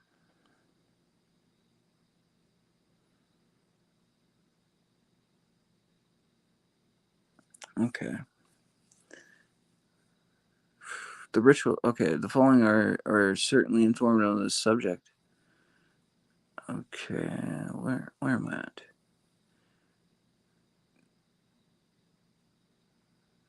Uh, the ritual of adornment, which initiates the Templars by urging them to meditate on the person of Christ. Always remember, my brother and sister, that you are Templars, descended from the poor knights of Christ in the Temple of Jerusalem. Their custom was to meditate on the Word of God as contained in the New Testament and to meditate on the meaning of the temple. Then, after it is recommended to avoid sterile dogmatism. The ritual proclaims that one should not forget that the temple of God is your own self. Isn't this esotericism, nor the systematic promotion of meditation, which continues systematically and intensely even below, with the promise that through, quote, the peace of the Spirit will come? 2. The belief in the triune nature of man, which is contained in the same text as the principle of life as taught by the pseudo Saint Bernard. Quote, these are, as the text says, and the order says, quote, the care of the body, the care of the soul, and the care of the spirit. This is a heretical teaching, first formulated by the lay preacher Apollos Macarakis. According to it, human nature consists of three components: the body, the soul, and the spirit, which, according to Macarakis, is the Holy Spirit, which dwells in every person. According to Macarakis, I think that's what he said. Therefore, I'm going to say Mr. M if his name comes up again. Therefore, the human soul is not immortal and eternal, but mortal, which is why all the physical death of a person it returns, just like his body, to the ground. At this point, that is, Mr. M completely identifies the quote soul of man with the quote soul, or better, with the type of soul of non-human animals, which, according to Holy Fathers, returns to the earth together with their body after their death. However, when the Holy Fathers speak of the body, soul, and spirit, quote, they do not mean the threefold composition of man, but by the word spirit they mean the charisma, that is, the divine grace that graces the soul of man, Without the grace of God, man is called psychic or carnal, while the existence of grace is called spiritual. The immortal element of human nature is always, according to Mr. M, the quote, spirit of man, which after physical death returns to God. But the blessed elder Daniel Katanakios officially denounced the teaching as heretical and returned with complete success all of its arguments. Okay, so Elder Daniel was with us. He was an old calendarist, if I'm not mistaken. I'm pretty sure Demetrius talked about Elder Daniel before, so that's very interesting. They brought him on.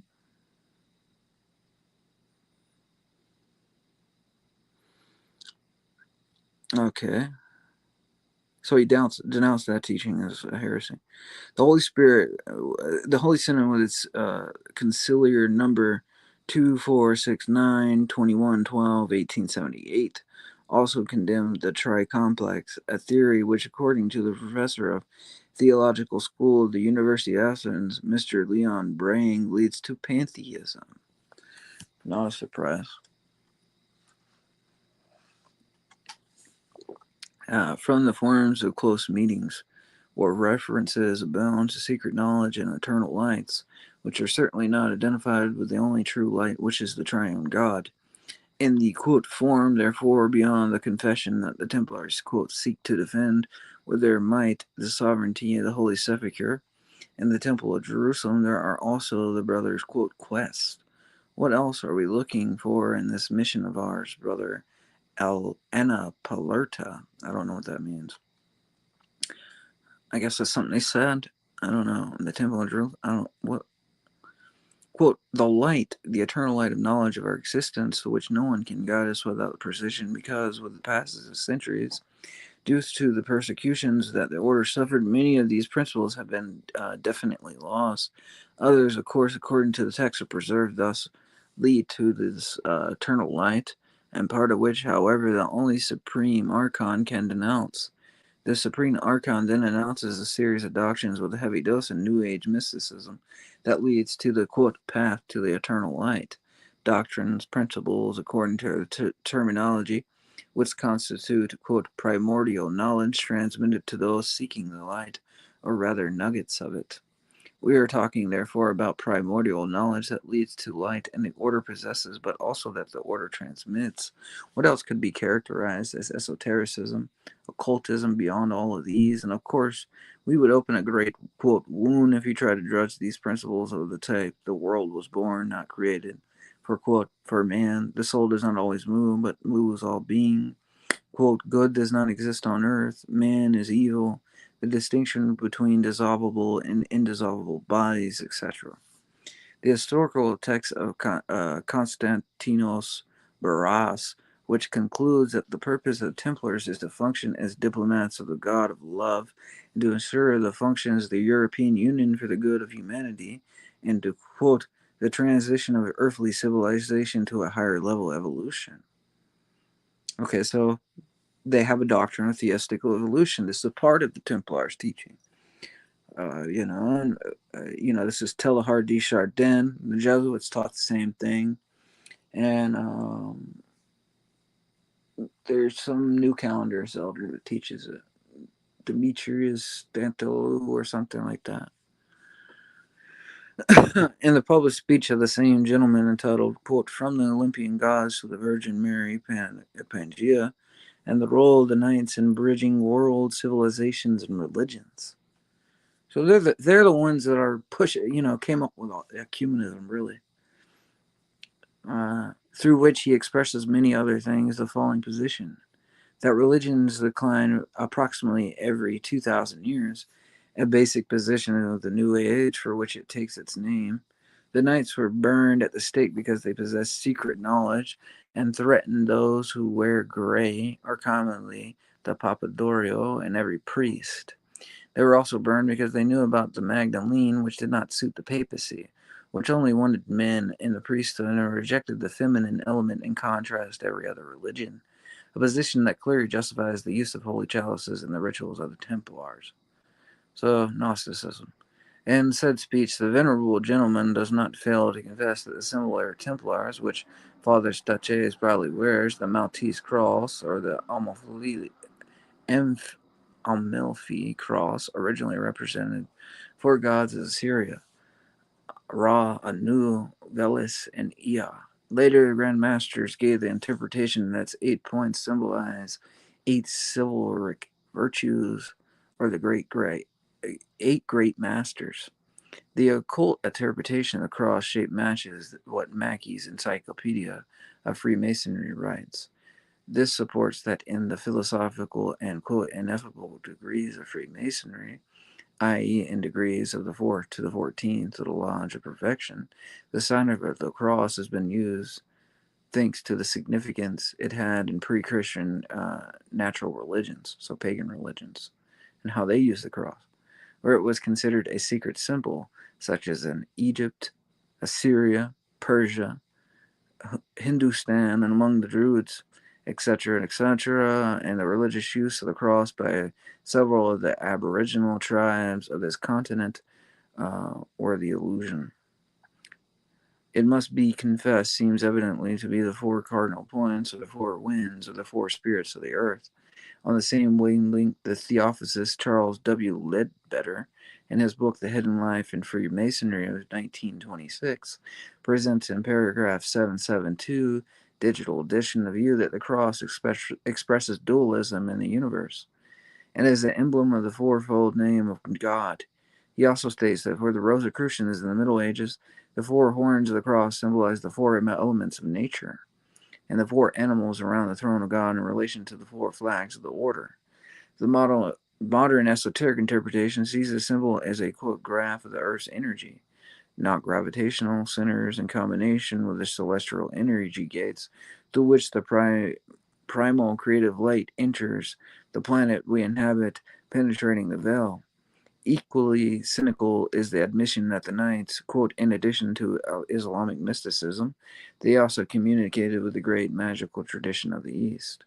For all the above, we think it becomes absolutely clear that the status of Orthodox is completely incompatible with the status of a member of the Templar Order. That participation in the order constitutes participation in another religion. And above all, that those who, after being informed, of course, insist on participating in the Templar orders automatically place themselves outside the church and must undergo the canonical sanctions, which for clergy cannot be other than demotion. It should be noted that for penitents who have undergone, quote, initiation, who have been introduced to a rite of initiation, that is, into the order, an ecclesiastical canon and holy chrism are required. Okay.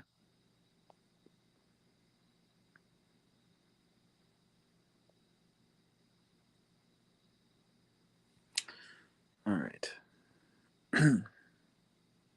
All right. So we have it there straight up. Bartholomew's, blessing the Templars. We know they're heretics. We know they're, developed from some form of Gnostic thing going on in Jerusalem. And they were closely associated with Lurianic Kabbalah. And now we're going to go to the occult renaissance of the Church of Rome. Now we're an hour 24 minutes in, so let's get to it. All right. So last time I left off, I didn't even finish the introduction to this book. Now this book's a long book, and I don't know how much I'm going to do with this. But it seems like this is probably going to be the new series, because I opened up a can of worms that I didn't think I was really going to open up, but I did. So we're here now, so let's do it.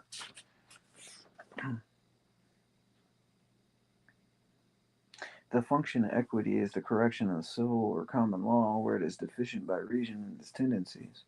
For those that are just tuning in, probably, when you're listening back to this is a book by Michael Hoffman. It's called The Occult Renaissance of the Church of Rome. He's a set of occultist. So where we differ in beliefs is he believes that the papacy fell, 500 years after I think it did. That's the big difference. But other than that, I mean, I think a lot of this he's going to break down um, how the Kabbalah kind of infiltrated this stuff.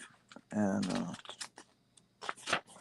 let's see, I might skip around. Let me see. Let's see, because I want to stay on topic a little bit. Okay, all right.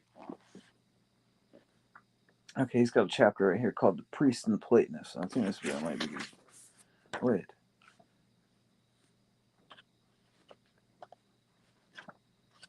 Okay, we're gonna go to chapter 3.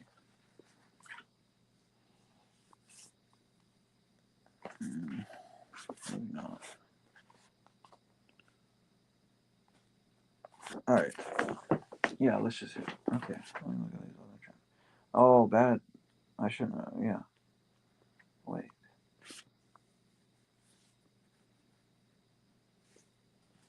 All right. The Inquisition and Legend and Reality. The magical doctrines of Hermes Trismegistus circulated unimpeded in the Spanish universities, monasteries, and you know what? I can't do this. If we're gonna do this book, I'm sorry anybody listening. Let's go to where I was and try to read the whole thing.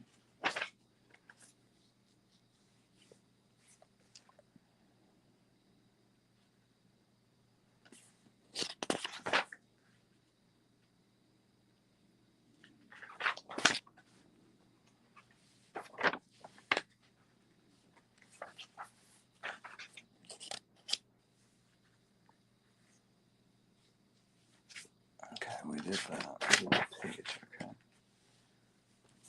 All right. All right. So here we are. Not by judged not by any particular passage of scripture, but simply by rules of equity.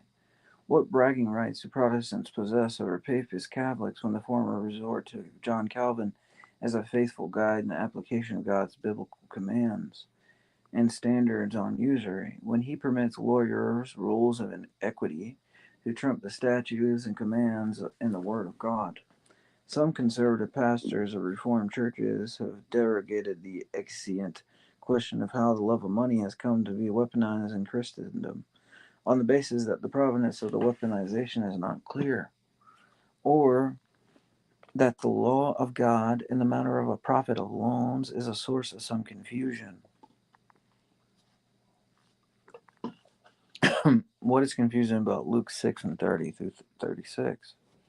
Since the Word of God proclaims that the love of money is the root of all evil, 1 Timothy 6 and 10, should there not be a greater sense of urgency among the Reformed in resolving this alleged, quote, confusion?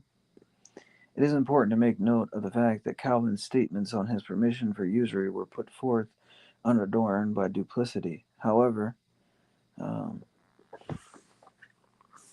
put this. Okay. Duplicity. However, his equity was a fact that he stated plainly without circumlocution. He wrote of his preference for apakia above the logos.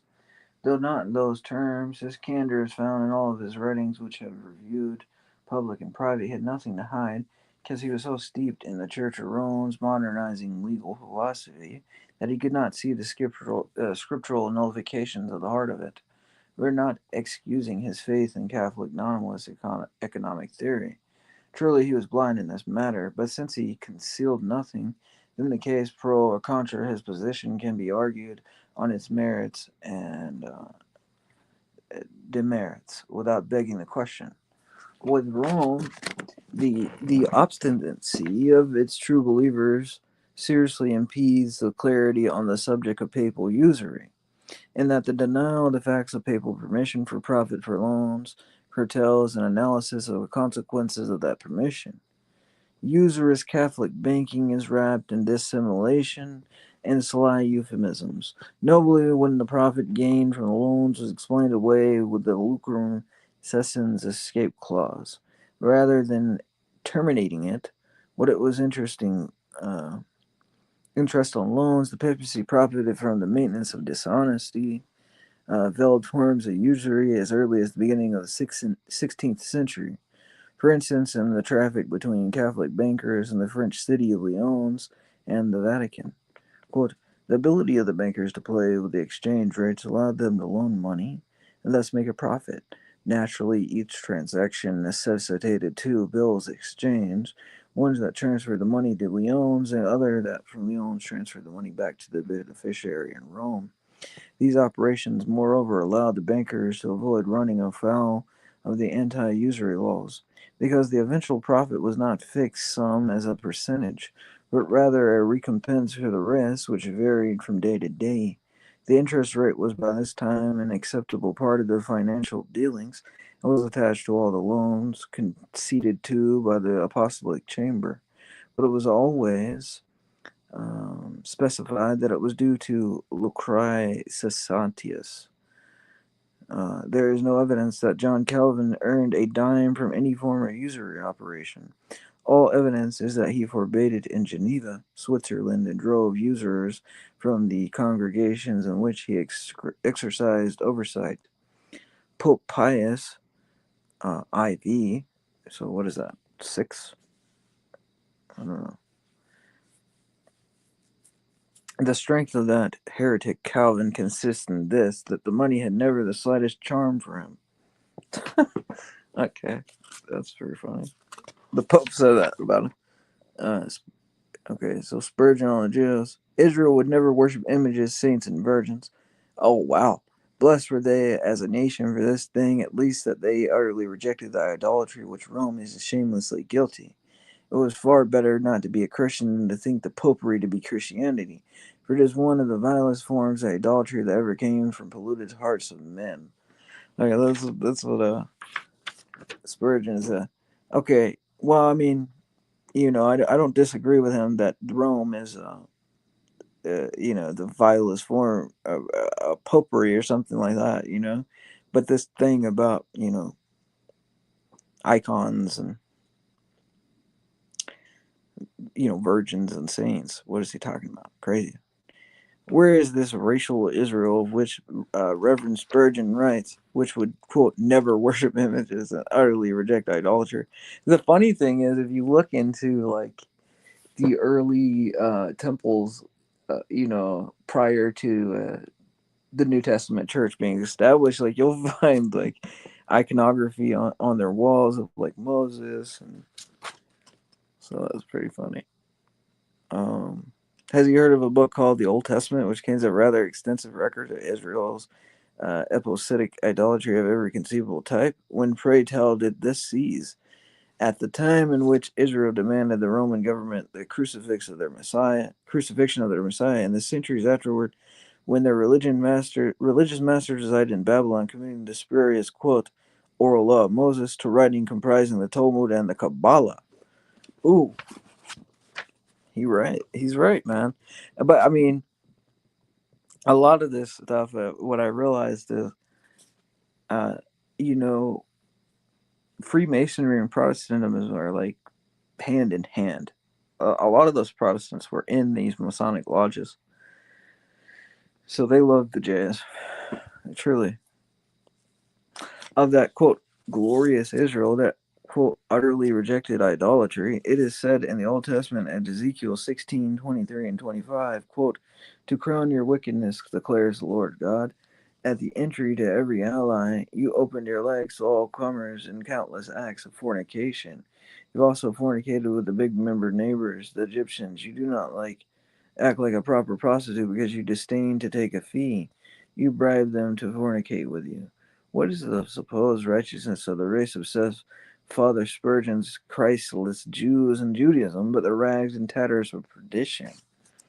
Father Spurgeon said of Jews, quote, some are devout men, with some of whom it has been our privilege to have hearty fellowship in matters of common interest touching the things of God. We have spoken together with the providence of God and of faith and the divine mercy. We have been much of the same mind. Wow.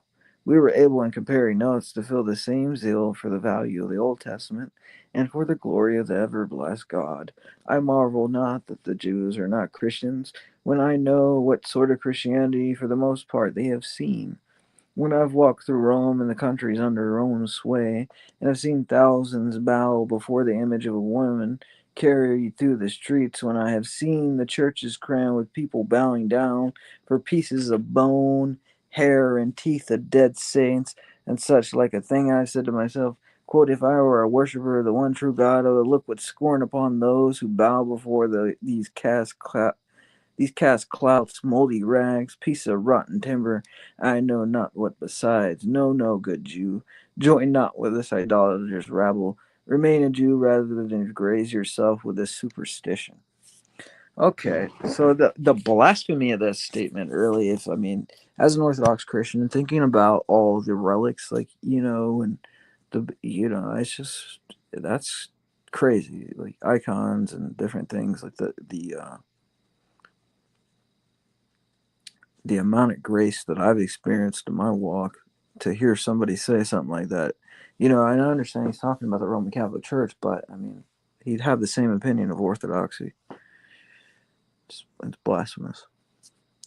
These so-called quote Jews, and I mean, and if you think about it, these are the early guys that influenced the majority of American Christianity. Like how American Christians think, or so-called Christians, or baby Christians in some way, Christians that haven't found the fullness of the truth.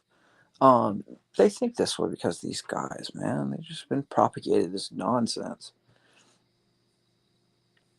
You know, I remember this old lady. I had a neighbor, she used to say, very Zionist inspired things, but that's the Christianity she grew up with.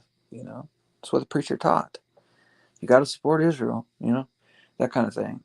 Old woman, and I showed her a verse. I forget what verse it is. It's like, you know, uh, circumcision isn't of the fleshes of the heart. To be a true Jew is to be one in the spirit. In some sense, I'm paraphrasing, but I showed her that verse, and she'd never heard that verse before, and a lot of those people haven't never heard of that. So I mean, I think maybe if we were better Orthodox Christians, we would open our hearts a little more and maybe try to bring them in by showing them these details, and not if they'll listen. If they won't, so be it. One moment.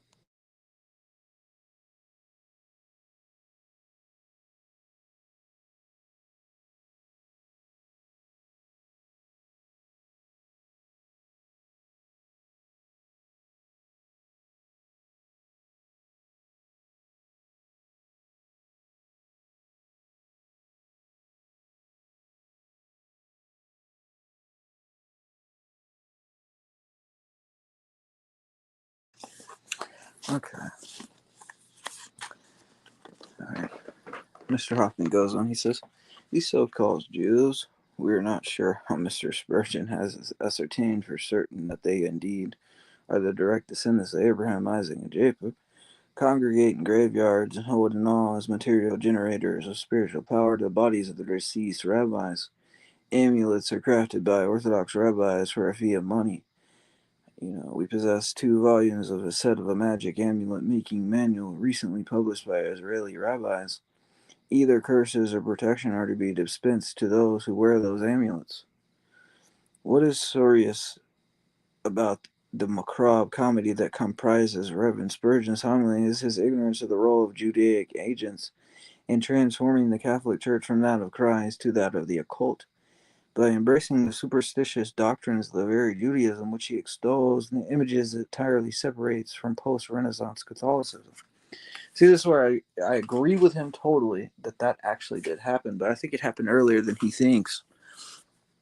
I think there was Jewish Gnostic sages always kind of knocking at the door of the Roman papist, and from the beginning, really, when they split from Orthodoxy, I think they'd been infiltrated in some way by Kabbalistic doctrines and occult teachings in some sense. He just thinks it happened 500 years later, but I think it goes back even further. But I think he doesn't want to face that because there's something there. Like he sees maybe like it's like the elder worship among the new calendars. He sees some saint in that time and he just can't accept that the Catholic Church had fallen earlier. And I'm not saying like if there's some pious Catholic out there that God won't be merciful in some way if because God will have mercy on who He has mercy. But are they saints? I don't know. Not in the sense that they've received the grace of the sacraments in the Orthodox Church, the one true Church.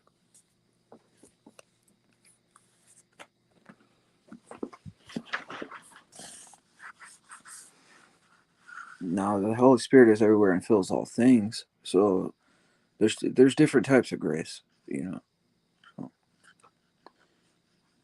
do I believe they had the grace of the sacrament? No. Was there some grace maybe in their pursuit of truth that God allowed them to have? Well, I mean, the Bible even says, well, Saint Seraphim Sarov says it too. The pagans, even in their pursuit of truth, in some sense, were pleasing God. Not in the same sense as the true followers of God, of course. But okay, in this regard, it is a bamboozled as the right-wing Catholics who are gulled by the Renaissance Church's outbursts against certain Jays. I'm just gonna say it, Jews. Take me down, I don't care. Which were theatrical. Both the New Age occultists, the Protestant fundamentalists, and the quote conservative Catholic believe that the Church of Rome in the Renaissance period understudy with the nemesis of all Judaism presented, when in truth it was the vessel in which Judaism poured its Talmudic and Kabbalistic sorceries and iniquities. After these had been fully absorbed into the corpus of the Church at the highest levels, only then did the Renaissance and the post-Renaissance pontiffs mount their theater of uh, ostentatious quote persecution of Judaizers. So only then did the Renaissance and post-Renaissance mount their theater of persecution of Judaizers, which was still so much of a charade that even Pope Leo XIII issued his encyclical contra Freemasonry, Cunum Genus 1884.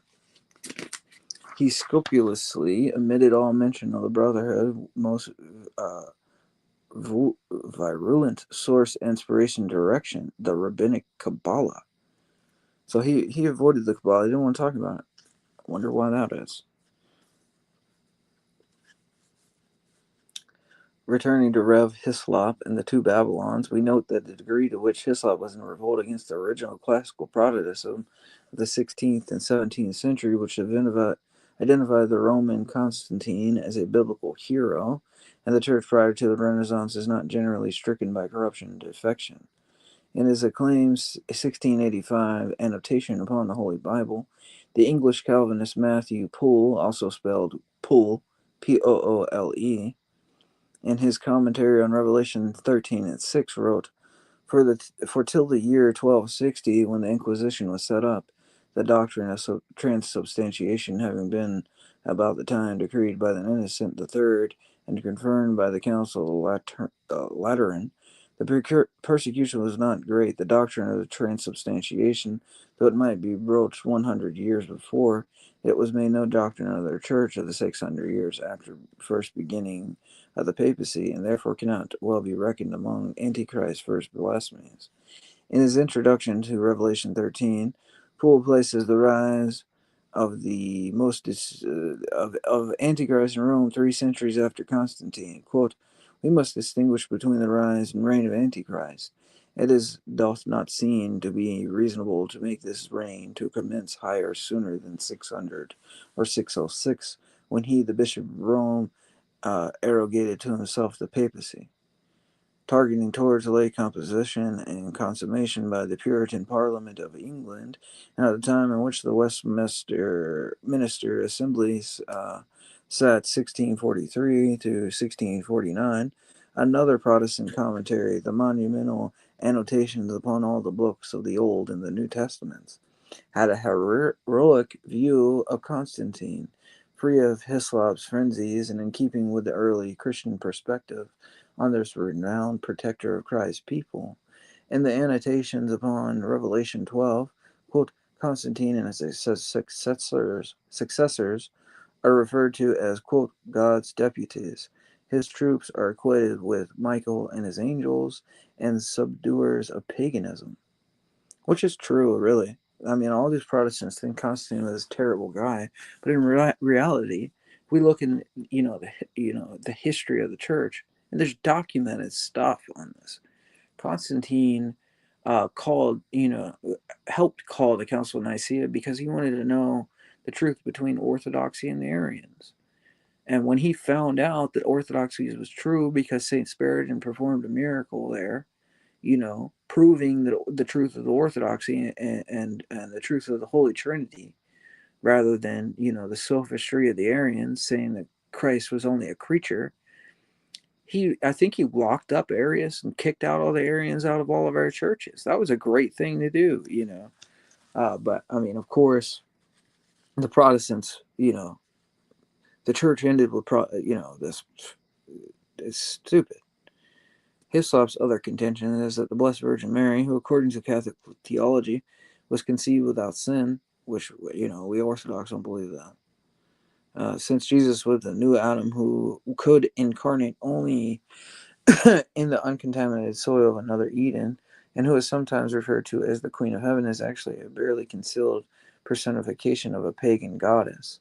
Okay, so they're saying that Mary's a pagan goddess in disguise or some complete myth. It's stupid. See my video on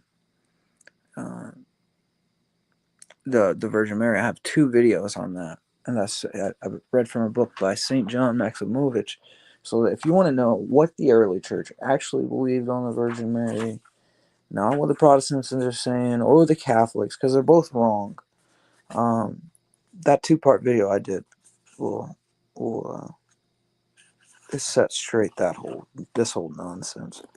Who else should be Queen of Heaven other than the Mother of God? Who would dare dispose this humble ever virgin Israelite, who is the most blessed woman in all creation, having been chosen to bear the veritable flesh of God Himself? Is it a tragedy that the radical Protestant reaction to her disproportionate status within the Papist cult of Mariolatry is to dispose her of the rightful and proportionate honor due her? There is nothing occult about such appropriate honor. In fact, it is the occult that dethrones Mary, and where she is dethroned, into the vacuum rushes either a New Age or Judaic Shekinah goddess. Yeah. Or its popular opposite, or the sterile, empty quarter of a Protestantism that is often in some churches. No, Rocky, I didn't say that. Of course Mary's a virgin. That's crazy. The ever Virgin Mary. What are we talking about? If you want to know, if you don't want to know what I believe about the Virgin Mary or what the Orthodox Church believes about the Virgin Mary, I have 2 videos on it, Rocky. Go watch those videos.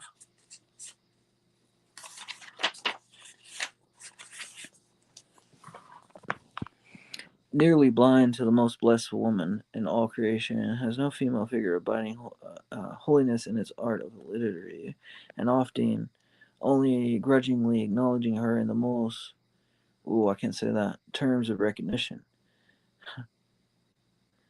It is true that in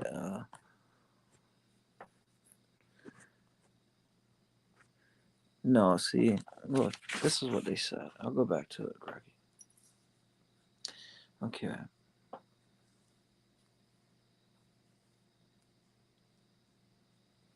They said Hislop's other contention is that the Blessed Virgin Mary, who according to Catholic theology was conceived without sin. Okay. Now, her parents. See, this is the doctrine that the Roman Catholics have so strange. Okay, so let's go to it. All right, Rocky. Since we're gonna go there, I'm gonna go to Saint Justin Popovic because he covers this topic, if I'm not mistaken. Saint Justin Popovic. Let's go there. Okay. All right. All right. All right. All right. I have this close, so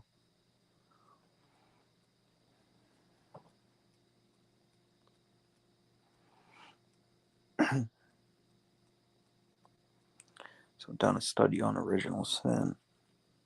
So I just gotta find my thing. This thing on this. Where is it?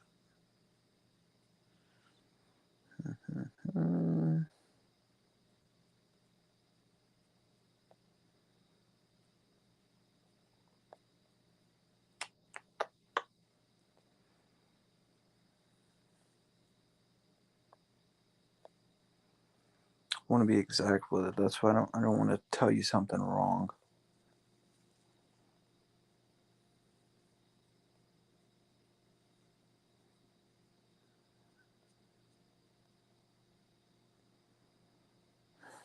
Where is it at?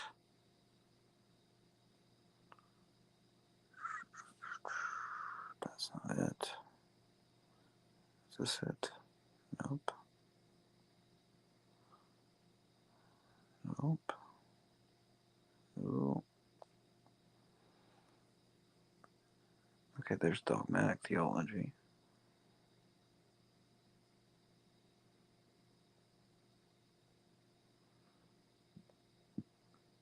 Okay, I think I got it.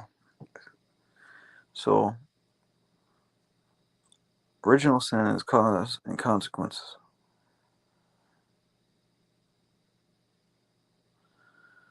Okay, so we're going to go to his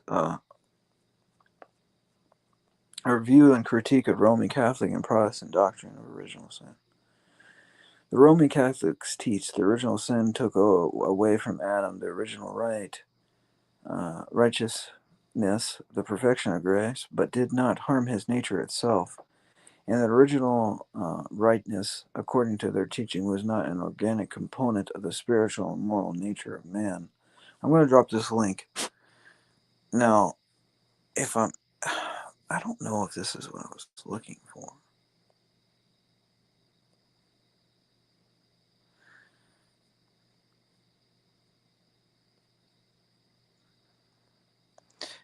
Yes, Christ was born through the Holy Spirit, right? But Mary wasn't born without sin, you know.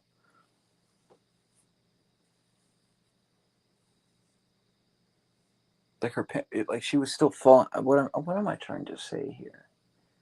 I don't believe that Mary sinned in her life, I don't believe that.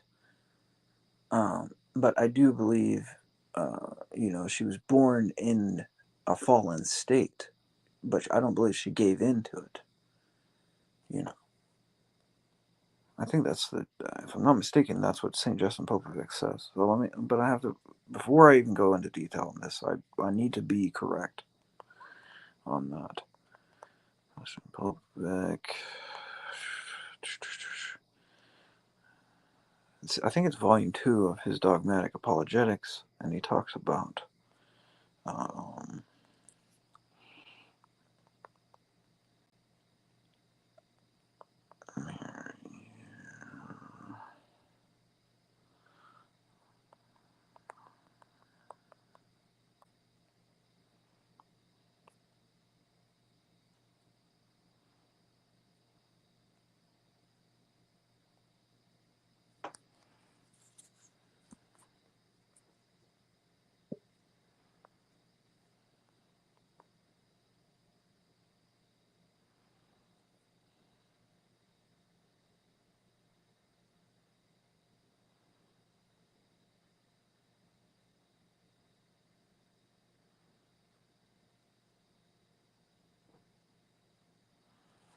okay, so I think this is what I was looking for.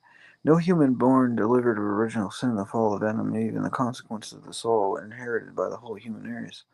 It was natural that the Virgin Mary would not be delivered from the original sin. The word of the Apostle Paul is clear. All have sinned and are deprived of the glory of God. Romans 3:23. In this apostolic passage, it shows that sin is considered to be a deprivation of the glory of God, and furthermore that no one is delivered from it. Thus, the Virgin Mary was born with the original sin. When, though, was she delivered from it? The answer to this question must be freed from scholastic viewpoints. To begin with, we must say that the original sin was the deprivation of the glory of God, the estrangement from God, the loss of communion with God. This also had physical consequences. However, because in the bodies of Adam and Eve and the corruption and death entered, when in the Orthodox tradition there is talk of inheriting the original sin, this does not mean in the inheriting of the guilt of the original sin, which mainly its consequences, which are corruption and death.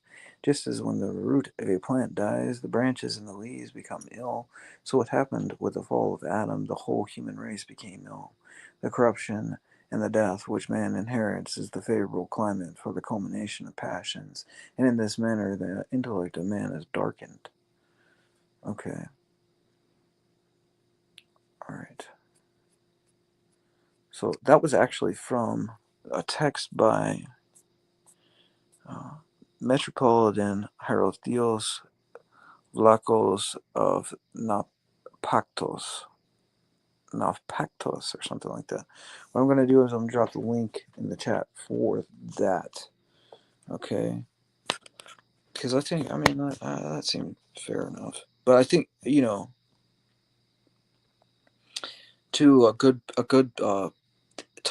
someone who covers that topic really well is Saint Justin Popovic, and if I'm not mistaken, it's in his Orthodox Dogmatics, Volume 2. Now, I want to see if I can find it. I mean, come on, that has to be somewhere. This, by the way, that Orthodox Dogmatic text hasn't. I don't think it's ever been.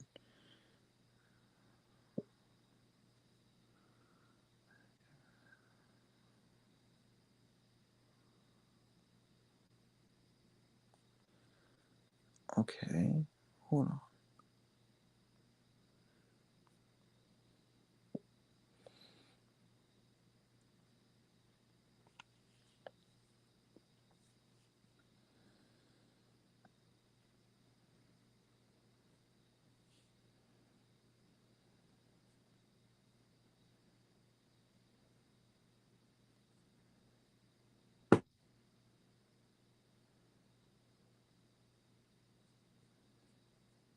Okay, I found it. I think.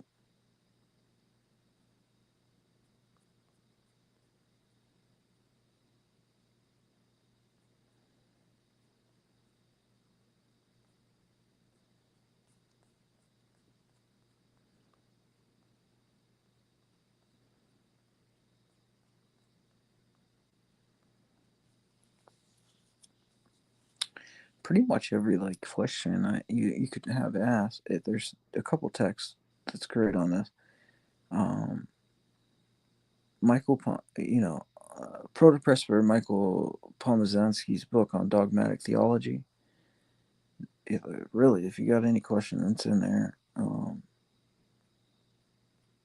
Orthodox dogmatic theology, and then volume 1 and volume 2 of the dogmatic theology of Saint Justin Popovic, and then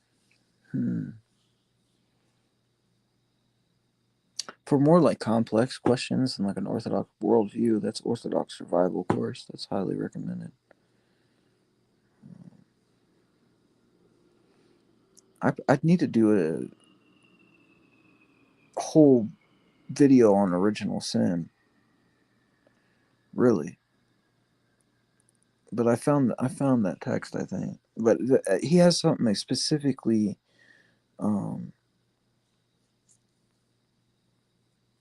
dealing just with Mary, though. I don't know if it's volume 1 or 2.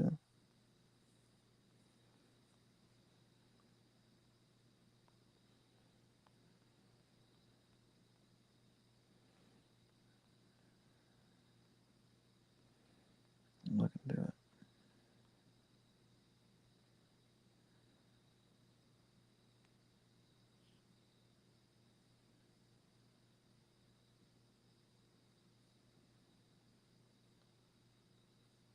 Oh, he's got a volume 3? I didn't even know volume 3 existed.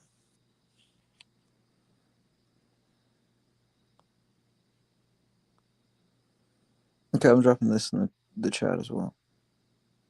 This is a good one.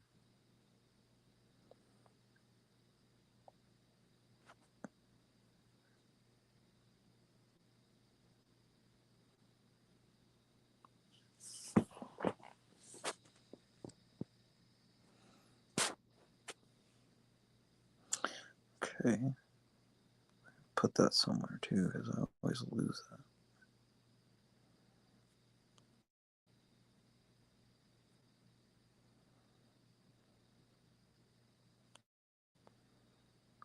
All right, I think I'm gonna end this. We're at 2 hours. It's a series now. I can't help it. All right. I'm gonna return when I can with the. What's this book called again? I can't remember so bad. The Occult Renaissance Church of Rome. We're gonna do part 3 soon.